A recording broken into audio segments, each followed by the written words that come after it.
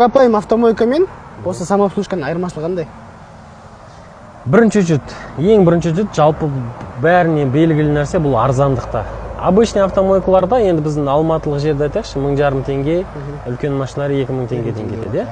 Ал жаңағы Ақтау, Атырау жақтарда оларда обычный машиналардың өзі 2000 теңгеден басталады екен, скорее всего. Өйткені жаңағы днишина дейді, анау дейді, мынау дейді, бөлінеді ол жерде. Ал мына жерде адам өзі қолданғаннан кейін бұл жерде максимальный құртатын ақшасы 600 теңге дейікші, максимум асықпай жуатын болса. Үлкен машина. Ал среднем бір 400 теңгеге, енді жақсы үйреніп алған адамдар 300 теңгеге де жуып кететін болады. Сондықтан бірінші айырмашылығы бұл бізде бағасында. Екінші айырмашылығы тездікте, уақытында. Обычный автомойкаға барып, машинаңды кіргізіп жарты сағат күтетін болса, мысалға, бұл жердегі автомойкада максимум 10 минутта, былай среднем 7-8 минутта бір